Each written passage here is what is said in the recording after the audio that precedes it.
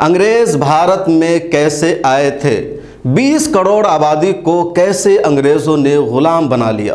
مغل شہنشاہوں کو انگریزوں نے کیسے دھوکہ دیا؟ کیا ہے ایسٹ انڈیا کمپنی؟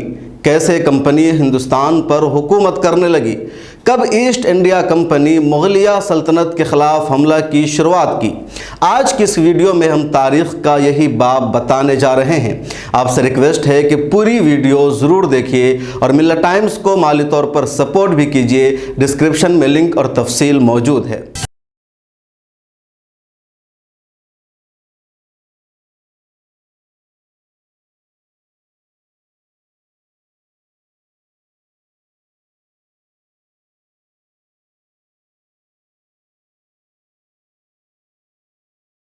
صدی میں ہندوستان صنعت اور تجارت کا پوری دنیا میں سب سے بڑا مرکز مانا جاتا تھا۔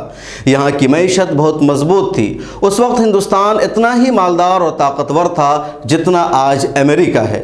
مغل بادشاہ جلال الدین محمد اکبر کی ہندوستان میں حکومت لگاتار ترقی کے راستے پر گامزن تھی۔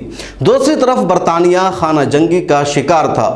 بہت مشکل سے آپسی لڑائی پر وہاں قابو پایا گیا تھا۔ دنیا کی صرف 3% مصنوعات ہی وہاں تیار ہوتی تھی اور ملکہ الزبتھ اول کی حکومت تھی۔ یورپ میں پرتگال اور اسپین کا دبدبہ تھا۔ یہ ممالک تجارت میں برطانیہ کو پیچھے چھوڑ چکے تھے۔ برطانوی قزاق اور ڈاکو ان دونوں خلافت عثمانیہ، اسپین اور پرتگال کی تجارتی جہازوں کو لوٹنے کے لیے بہت زیادہ مشہور تھے۔ اسی زمانے میں ایک برطانوی تاجر رالف فچ دنیا کے مختلف ملکوں کا دورہ کر کے جائزہ لے رہا تھا کہ کہاں کہاں تجارت کے کتنے مواقع ہیں۔ وہ تاجر میسوپوٹیا، خلیج فارس اور جنوب مشرقی ایشیا میں تجارتی سفر کرتے ہوئے ہندوستان پہنچ گیا۔ اس نے یہاں کی خوشحالی دیکھی، ترقی دیکھی، صنعت دیکھا اور اس کے بعد واپس برطانیہ لوٹ کر اس نے رپورٹ دی۔ اس وقت دنیا میں سب سے زیادہ خوشحال ملک ہندوستان ہے، جہاں سے ریشم، کپاس، کپڑے، مسالہ، چائے اور دیگر مصنوعات کی تجارت کی جا سکتی ہے۔ 31 دسمبر 1600 عیسوی میں برطانیہ نے ایک کمپنی قائم کی جس کا نام رکھا ایسٹ انڈیا کمپنی، اور ہندوستان آنے کی اس کمپنی نے تیاری شروع کر دی۔ اگست 1608 عیسوی میں گجرات کے شہر سورت کی بندرگاہ پر ایک برطانوی جہاز لنگر انداز ہوا جس کا کیپٹن تھا ولیم ہاکنز۔ اس نے گجرات پہنچ کر ہندوستان میں ایسٹ انڈیا کمپنی کی آمد کا اعلان کیا۔ اس وقت برطانیہ کے 2 تجارتی حریف فلندیزی اور پرتگیز پہلے سے یہاں موجود تھے۔ تب کسی کو اندازہ بھی نہیں تھا کہ اس کمپنی کا بنیادی مقصد اپنے ملک سے 20 گنا بڑے دنیا کے امیر ترین ملک اور اس کی تقریباً 1/4 آبادی پر براہ راست راج کرنا ہے۔ ہندوستان میں اس وقت مغلوں کے عروج کا دور تھا۔ جلال الدین اکبر کے بیٹے شہزادہ سلیم نور الدین، جنہیں جہانگیر کے نام سے جانا جاتا ہے، وہ تخت نشین ہو چکے تھے۔ حکمرانی میں اصلاحات کرتے ہوئے کان، ناک اور ہاتھ وغیرہ کاٹنے کی سزائیں منسوخ ہو چکی تھی۔ شراب اور دیگر نشہ آور اشیاء کا استعمال اور خاص دنوں میں جانوروں کا ذبیحہ حکماً بند تھا۔ کئی ناجائز ٹیکس کو وہ ہٹا چکے تھے۔ سڑکیں، کنویں اور سرائے تعمیر ہو رہے تھے۔ وراثت کے قوانین پر سختی سے عمل ہوتا تھا اور ہر شہر میں سرکاری شفاخانے یعنی ہسپتال میں مفت علاج کا حکم تھا۔ ضرورت مندوں کی داد رسی کے لیے محل کے دیوار سے زنجیریں عدل لٹکا دی گئی تھی۔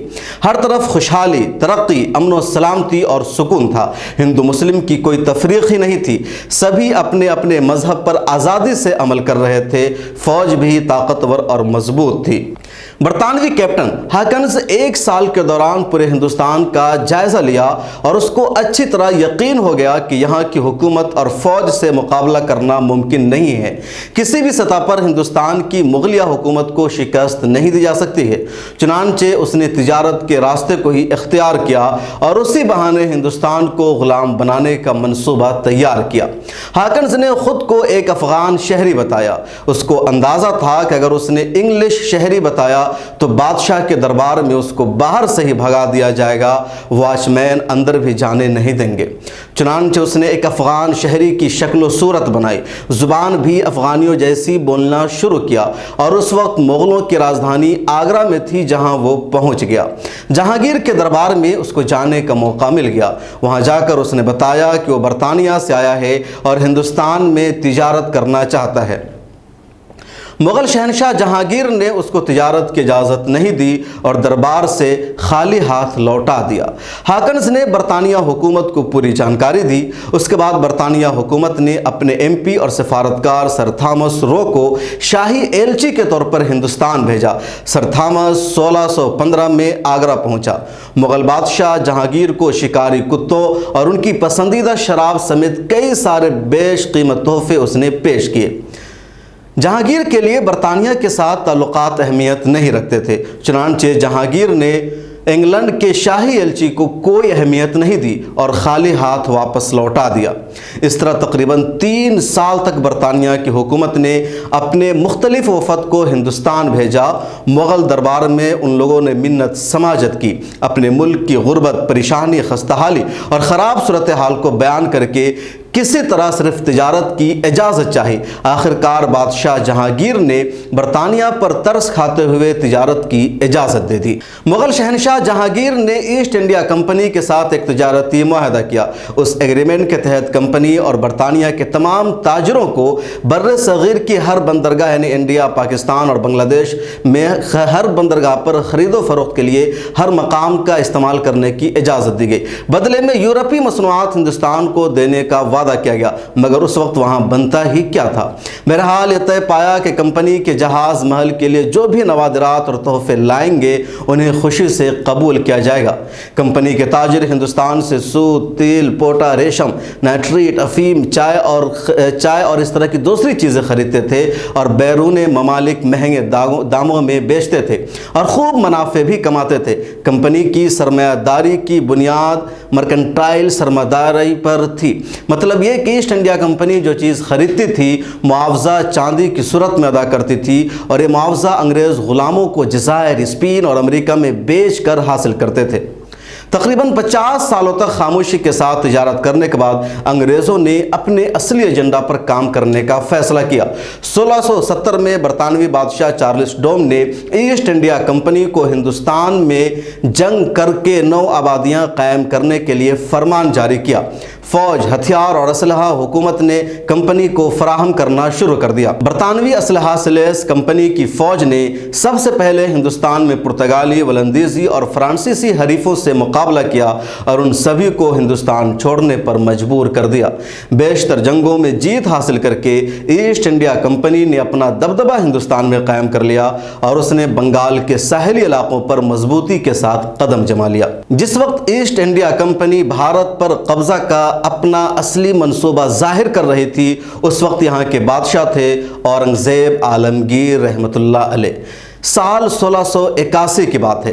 ایسٹ انڈیا کمپنی کے ڈائریکٹر سر چائلڈ سے ان کے اہلکاروں نے شکایت کی کہ بنگال میں مغل بادشاہ اورنگزیب عالمگیر کے بھانجے نواب شائستہ خان کے اہلکار ٹیکس اور دیگر معاملات میں انہیں پریشان کرتے ہیں۔ چائلڈ نے اپنے بادشاہ کو فوجی مدد کے لیے خط لکھا۔ بادشاہ مغل حکومت کو ٹیکس دینے کے بجائے جنگ کرنے کا فیصلہ کر لیا۔ چنانچہ 1686 میں لندن سے ایک بحری بیڑا بنگال کی طرف روانہ ہوا جس میں 19 جنگی جہاز، 200 توپیں اور 600 فوجی سوار تھے۔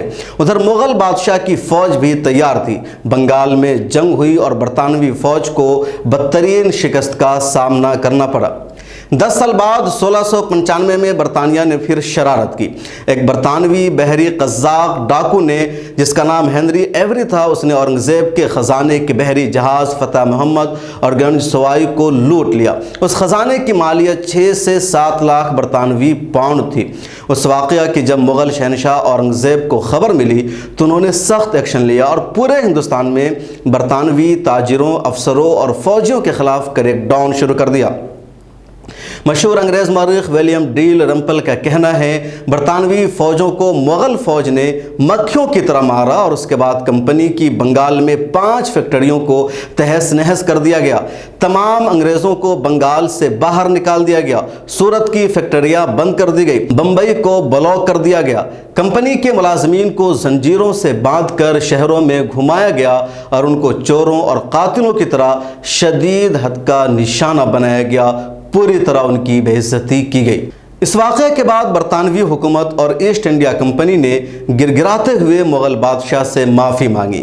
اپنی فیکٹریوں کی واپسی کے لیے اورنگزیب کے دربار میں بھکاریوں کی طرح انگریزوں نے رونا شروع کر دیا، بار بار غلطی کی معافی مانگی۔ برطانیہ کے بادشاہ نے ہنری ایوری کی سرکاری سطح پر مذمت کی اور مغل بادشاہ اورنگزیب سے تحریری طور پر معافی مانگی، اور بالآخر اورنگزیب عالمگیر رحمۃ اللہ علیہ نے ایسٹ انڈیا کمپنی، انگریزوں اور برطانوی حکومت کو معاف کر دیا۔ اس واقعے کے بعد انگریزوں نے ظاہری طور پر سیاست میں دلچسپی نہیں دکھائی۔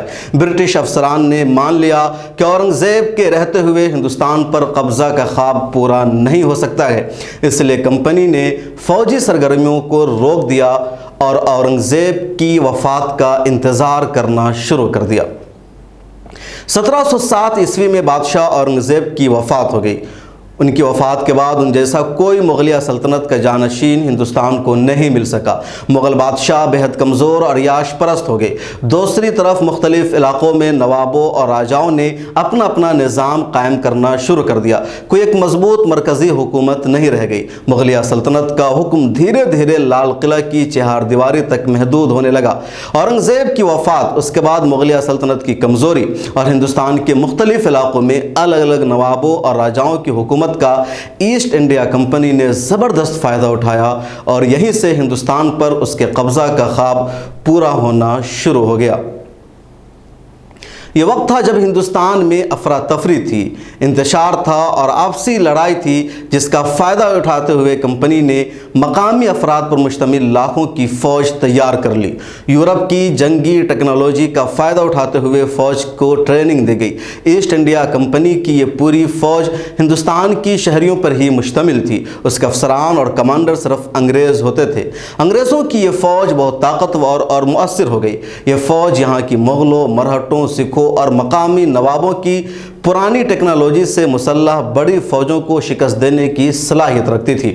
چنانچہ انگریزوں نے اس کا خوب فائدہ اٹھانا شروع کیا اور ایک ایک کر کے الگ الگ ریاستوں کے ساتھ جنگ لڑنا شروع کیا، اور سبھی میں ان کو جیت ملتی گئی۔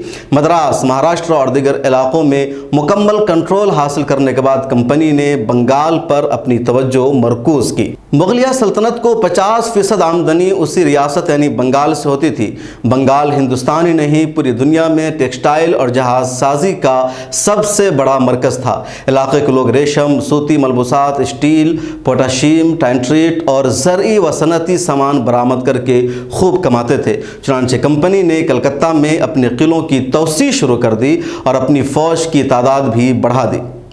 1756 میں نواب سراج الدولہ ہندوستان کی اس امیر ترین نیم خود مختار ریاست بنگال کے حکمران بن گئے۔ انہوں نے انگریزوں کے عزائم کو بھانپ لیا، اس لیے فوراً کمپنی کو پیغام بھیجا کہ اپنے دائرہ کار میں اضافہ نہ کرے، اپنی سرگرمیوں کو روک دے۔ ایسٹ انڈیا کمپنی نے نواب سراج الدولہ کی بات نہیں سنی اور اپنی سرگرمیاں جاری رکھی، جس کے بعد نواب سراج الدولہ نے کلکتہ پر حملہ کر کے انگریزوں کے قلعہ کو اپنے قبضے میں لے لیا۔ قیدی انگریزوں کو فورٹ ولیم کے تہہ خانے میں قید کر دیا گیا۔ ایسٹ انڈیا کمپنی سراج الدولہ سے جنگ کرنے کا فیصلہ کیا، لیکن اس کو یقین تھا کہ اس کے اندر سراج الدولہ کو شکست دینے کی ابھی بھی طاقت نہیں ہے۔ اگر جنگ ہوئی تو اورنگزیب کے زمانے کی طرح پھر شکست ہوگی۔ چنانچہ انگریزوں نے سراج الدولہ کے وزیر اعظم میر جعفر کو اپنے ساتھ ملا لیا اور سمجھوتا کیا کہ اگر عین جنگ کے دوران نواب سے غداری کر کے شکست سے دوچار کر دیا تو اگلا حکمران میر جعفر کو ہی بنایا جائے گا۔ 23 جون 1757 کو پلاسی کے مقام پر کمپنی اور نواب کی افواج کے بیچ لڑائی ہوئی۔ عین جنگ کے دوران میر جعفر کی غداری سامنے آئی، پوری فوج میدان چھوڑ کر بھاگ گئی اور اس طرح سراج الدولہ کے مقابلے میں انگریزوں نے جیت حاصل کر لی۔ میر جعفر کو بنگال کا گورنر یا حکمراں بنا دیا۔ انگریز اب میر جعفر سے ٹیکس وصول کرنے لگے اور اس طرح ہندوستان میں لوٹ مار کے دور کا باضابطہ آغاز ہوا۔ جب بنگال کا خزانہ خالی ہو گیا تو میر جعفر نے کمپنی سے پیچھا چھڑانے کے لیے ولندیزی فوج سے مدد لی۔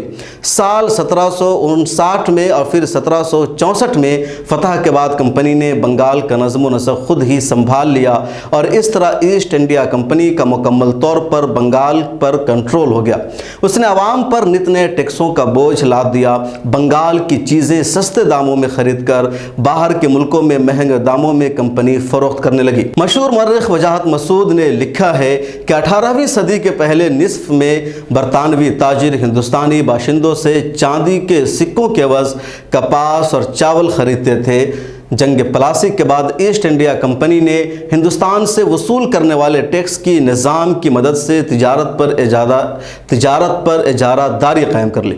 دوسرے لفظوں میں یہ سمجھے کہ ایسٹ انڈیا کمپنی ہندوستانی عوام سے ٹیکس وصول کرتی تھی اور اسی پیسے سے سستے داموں پر یہاں کے تاجروں سے مصنوعات کی خریداری کرتی تھی اور پھر دوسرے ملکوں میں جا کر اس کو مہنگے داموں میں بیچتی تھی، یعنی ہندوستان کنگال ہو رہا تھا اور برطانیہ مالا مال ہو رہا تھا۔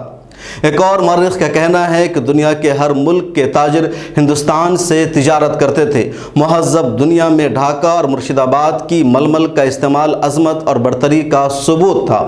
یورپ کے ہر ملک میں ان دو شہروں کی ململ اور چکن بہت زیادہ مقبول تھی۔ ہندوستان کی دوسری صنعتوں کی نسبت کپڑے کے کارخانے کو کمال کی ترقی حاصل تھی۔ ہندوستان سے سوتی اور اونی کپڑے، شال، دوشالے، ململیں اور اس طرح کی جو چیزیں ہیں باہر کے ملکوں میں جاتی تھی۔ ریشم، کمخاب اور زربفت کے لیے احمد آباد دنیا بھر میں مشہور تھا۔ 18ویں صدی میں ان کپڑوں کی انگلینڈ میں مانگ ہو گئی تھی کہ اسے بند کرنے کے لیے حکومت کو بھاری ٹیکس بھی لگانے پڑے تھے۔ کپڑے کی بنائی کے علاوہ لوہے کے کام میں بھی ہندوستان بہت زیادہ ترقی کر چکا تھا۔ لوہے سے تیار شدہ اشیاء ہندوستان سے باہر بھیجی جاتی تھی۔ مغل بادشاہ اورنگزیب کے دور میں ملتان میں جہازوں کے لیے لوہے کے لنگر ڈھالے جاتے تھے۔ جہاز کے بنانے میں اور اس کی فیکٹری میں بنگال نے بے پناہ ترقی کی تھی۔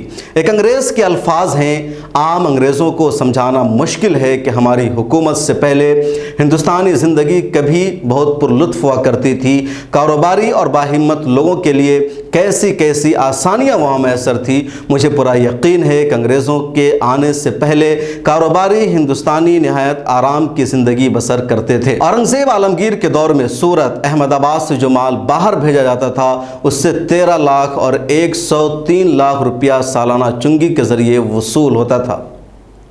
ایسٹ انڈیا کمپنی ایک تجارتی کمپنی تھی، مگر 2.5 لاکھ سپاہیوں کی فوج اس کے پاس تھی۔ جہاں تجارت سے منافع ممکن نہیں ہوتا تھا وہاں فوج اسے ممکن بنا دیتی تھی۔ کمپنی کی فوج نے اگلے 50 برس میں ہندوستان کے بیشتر علاقوں پر قبضہ کر لیا تھا۔ ان علاقوں میں کمپنی کے باج گزار مقامی حکمراں حکومت کرنے لگے۔ بظاہر اقتدار میں مقامی حکمران تھے، مگر ہر ریاست کی بیشتر آمدنی انگریزوں کی تجوریوں میں پہنچ جاتی تھی۔ عوام مجبور اور بے بس تھے۔ اگست 1765 میں ایسٹ انڈیا کمپنی نے مغل بادشاہ شاہ عالم کو بھی شکست سے دوچار کیا۔ اس وقت کے کمپنی کے ڈائریکٹر لارڈ کلائیو نے مغل بادشاہ سے مشرقی صوبوں یعنی بنگال، بہار اور اڑیسہ کی دیوانی یعنی ٹیکس وصول کرنے اور عوام کو کنٹرول کرنے کے سارے حقوق چھین لیے۔ 26 لاکھ روپے سالانہ کے عوض اس نے یہ ساری چیزیں لے لی۔ آسان لفظوں میں اس کو یوں سمجھیے کہ ایسٹ انڈیا کمپنی نے مغل بادشاہ کو شکست دینے کے بعد کہا کہ اب آپ لال قلعہ کی چہار دیواری میں آرام سے بیٹھیے، بنگال، بہار اور اڑیسہ پر اب ہمارا کنٹرول ہوگا، یہاں کا پورا نظام ایسٹ انڈیا کمپنی سنبھالے گی اور اس کے عوض آپ کو 26 لاکھ روپے سالانہ دیا جائے گا۔ اور اس طرح کمپنی ہندوستان کی مالک بن گئی۔ مورخ سید حسن ریاض کے مطابق اس زمانے میں یہ بات عوام میں بہت مشہور تھی، خلق خدا کی، ملک بادشاہ کا اور حکم کمپنی بہادر کا۔ ہندوستان کے مقامی راجاؤں کے درمیان جب لڑائی ہوتی تھی تو ایسے مواقع پر ایسٹ انڈیا کمپنی اپنی فوج مقامی حکمرانوں کو کرائے پر فراہم کرتی تھی۔ مقامی حکمران فوجی اخراجات سے جلد ہی کنگال ہو جاتے تھے، اپنی حکمرانی کھو بیٹھتے تھے اور یوں ایسٹ انڈیا کمپنی اس علاقے کو بھی اپنے قبضے میں لے کر اپنی ملکیت اور اراضی کا اضافہ کر لیتی تھی۔ کمپنی نے انسانی المیوں سے بھی خوب فائدہ اٹھایا۔ بنگال کے قحط میں چاول جو 1 روپے میں 120 سیر ملتا تھا، 1 روپے میں صرف 3 سیر ملنے لگا۔ ایک جونیئر افسر نے اس طرح 60,000 پاؤنڈ منافع کما لیا۔ ایسٹ انڈیا کمپنی کے 120 سالہ دور میں 34 مرتبہ قحط پڑا۔ مغلوں کے دور حکومت میں قحط کے زمانے میں ٹیکس کم کر دیا جاتا تھا، زیادہ خراب حالت میں معاف کر دیا جاتا تھا، کئی مرتبہ بادشاہ کی طرف سے مدد دی جاتی تھی، مگر ایسٹ انڈیا کمپنی نے قحط کے زمانے میں لگان اور ٹیکس بڑھا دیا۔ لوگ روٹی کی خاطر اپنے بچے کو بھی بیچنے پر مجبور ہو جاتے تھے۔ 18ویں صدی کے آخر کے 50 سالوں میں انگریزوں نے مشرقی ہندوستان کے اکثر صوبوں کا کنٹرول اپنے ہاتھ میں لے لیا۔ کمپنی کا سفر لگاتار بڑھنے لگا تھا۔ اس کے راستہ میں کوئی بڑی رکاوٹ نہیں تھی اور کوئی فوج مقابلہ نہیں کر پا رہی تھی۔ اس دوران صرف میسور سلطنت نے ایسٹ انڈیا کمپنی کے بڑھتے عزائم پر روک لگانے کا کام کیا۔ میسور کے حکمران ٹیپو سلطان نے فرانس کی تکنیکی معاونت سے کمپنی کی فوج کا مضبوطی سے مقابلہ کیا۔ انگریزوں کو 2 جنگوں میں انہوں نے لگاتار شکست سے دوچار کیا۔ شہید ٹیپو سلطان کی طاقت، فوجی مہارت اور خوبیوں کا اندازہ لگانے کے بعد کمپنی کو یقین ہو گیا کہ اگر معاملہ ایسا ہی رہا تو ہندوستان پر قبضہ کا خواب ادھورا رہ جائے گا اور ٹیپو سلطان سے جنگ جیتنا مشکل ہوگا۔ چنانچہ انگریزوں نے پھوٹ ڈالو اور راج کرو کی پالیسی اپنائی۔ ہندوستان کے دوسرے راجاؤں کو ٹیپو سلطان کے خلاف لڑائی پر آمادہ کیا۔ اس طرح ٹیپو سلطان کو بیک وقت مراٹھوں، نظام کی فوج اور انگریزوں کے ساتھ لڑنا پڑا۔ انگریزوں نے یہاں بھی نواب سراج الدولہ کو جس طرح ہرایا تھا وہی راستہ اپنایا اور ٹیپو سلطان کے وزیر اعظم میر صادق کو غداری پر آمادہ کر دیا، جس کے بعد ایسٹ انڈیا کمپنی نے اپنے راستے کی سب سے بڑی رکاوٹ پر بھی قابو پا لیا۔ 1799 میں جب کمپنی کے گورنر جنرل لارڈ ویلز کو ٹیپو سلطان کی شہادت کی خبر سنائی گئی تو اس نے اپنا گلاس ہوا میں لہراتے ہوئے کہا، آج میں ہندوستان کی ایک شخص کی لاش پر جشن منا رہا ہوں کیونکہ یہی میرا راستہ روک سکتا تھا۔ 1813 میں برطانیہ کی حکومت نے ایسٹ انڈیا کمپنی کو ہندوستان میں تجارت پر اجارہ داری ختم کرتے ہوئے دیگر برطانوی کمپنیوں کو بھی کاروبار کرنے اور دفاتر کھولنے کی اجازت دے دی۔ برطانیہ کی پارلیمنٹ نے سال 1813 میں تھامس مونرائے سے یہ جاننا چاہا کہ آخر صنعتی انقلاب کے بعد بھی برطانیہ کے بنے ہوئے کپڑے ہندوستان میں کیوں نہیں بک رہے ہیں، تو انہوں نے جواب دیا کہ ہندوستانی کپڑے کہیں زیادہ بہتر معیار کے ہوتے ہیں۔ پھر برطانیہ کی فیکٹری میں تیار ہونے والے کپڑے کو مقبول بنانے کے لیے ہندوستانی کپڑے کی صدیوں پرانی صنعت اور فیکٹریوں کو تباہ کر دیا برطانوی حکومت نے، اور اس طرح برطانیہ کی برآمدات یعنی وہاں کی تیار شدہ چیزیں سال 1815 میں 25 لاکھ پاؤنڈ سے 1822 تک 48 لاکھ پاؤنڈ ہو گئی۔ کسانوں کی آمدنی پر ٹیکس 66% کر دیا گیا، جو مغل دور میں صرف 20% تھا۔ نمک سمیت روزمرہ کے استعمال کی تمام چیزوں پر ٹیکس عائد کر دیا گیا، اس سے نمک کی کھپت آدھی ہو گئی۔ نمک کم استعمال کرنے کی وجہ سے غریب لوگوں کی صحت سخت متاثر ہوئی اور ہیضہ اور کئی طرح کی مرض سے لوگوں کی موت ہونے لگی۔ ایسٹ انڈیا کمپنی کے ایک ڈائریکٹر ہنری جارج ٹکر نے 1823 میں لکھا تھا کہ اس طرح ہندوستان کو ایک صنعتی ملک کی حیثیت سے گرا کر ایک زرعی اور کاشتکاری کا ملک بنا دیا گیا تاکہ برطانیہ کا مال ہندوستان میں بیچا جا سکے۔ 1833 میں برطانوی پارلیمنٹ نے قانون کے تحت ایسٹ انڈیا کمپنی سے حق تجارت بھی چھین لیا اور اسے ایک گورننگ کارپوریشن میں بدل دیا۔ مطلب یہ کہ ایسٹ انڈیا کمپنی اب قانونی طور پر ہندوستان پر حکومت کرے گی، اور اس طرح دنیا کی تاریخ میں ایک نئے باب کا اضافہ ہوا کہ ایک نجی کمپنی، ایک پرائیویٹ کمپنی نے اپنی زمینی فوج اور بحریہ کی مدد سے ہندوستان کے 20 کروڑ لوگوں پر مشتمل ایک پوری قوم کو غلام بنا دیا۔ ایسٹ انڈیا کمپنی نے ہندوستان میں سڑکوں کی تعمیر کی، پل بنائے، سرائے قائم کیے، ریل چلائی۔ ان منصوبوں سے عوام کو سفری ذرائع ضرور میسر آئے، لیکن اصل مقصد کارٹون، سلک، افیون، شکر اور مسالوں کی تجارت کو فروغ دینا تھا۔ 1857 میں انگریزوں کے خلاف ہندوستانیوں نے سب سے بڑی جنگ کی، انگریزوں کو ملک سے باہر نکالنے کا فیصلہ کیا، لیکن اس جنگ میں ہندوستانی عوام کو کامیابی نہیں ملی۔ ایسٹ انڈیا کمپنی نے مغلوں کے آخری مرکز لال قلعہ پر بھی قبضہ کر کے اپنا جھنڈا لہرا دیا۔ مغلیہ سلطنت کا مکمل طور پر ہندوستان میں چراغ گل ہو گیا۔ انگریزوں نے اس جنگ کو غدر یعنی بغاوت کا نام دیا اور لاکھوں مجاہدین آزادی کو پھانسی کے پھندے پر لٹکا دیا۔ قتل کر دیا یا پھر جیل میں ڈال دیا۔ 1857 کی جنگ آزادی کے ایک سال بعد 1 نومبر کو برطانیہ کی ملکہ وکٹوریہ نے کمپنی کے تمام اختیارات کو ختم کر کے سبھی انتظامات براہ راست سنبھالنا شروع کر دیا اور کمپنی کی فوج کو برطانوی فوج میں ضم کر کے اس کی بحریہ کی طاقت کو بھی ختم کر دیا، اور اس طرح ہندوستان اب براہ راست برطانیہ کی حکومت کا حصہ بن گیا اور یہاں کی بادشاہ بھی ملکہ وکٹوریہ ہی قرار پائی۔ ہندوستان میں انگریزوں کی موجودگی اور حکومت کو 3 حصوں میں تقسیم کیا جا سکتا ہے۔ پہلا دور 1608 سے لے کر 1707 تک ہے۔ اس 100 سال میں ایسٹ انڈیا کمپنی نے صرف تجارت کی اور مغلوں کی طاقت کی وجہ سے اپنے عزائم میں کامیابی حاصل نہیں کر سکی۔ دوسرا دور 1708 سے لے کر 1857 تک کا ہے جو 146 سالوں پر محیط ہے۔ اس دور میں ہندوستان پر ایسٹ انڈیا کمپنی نے حکومت کی اور اخیر کے 50 سالوں میں مکمل طور پر کمپنی کا ہی زیادہ حصوں پر راج رہا۔ تیسرا دور 1857 سے 1947 تک کا ہے۔ 90 سالوں پر مشتمل اس عرصے میں ہندوستان براہ راست برطانیہ کا حصہ رہا۔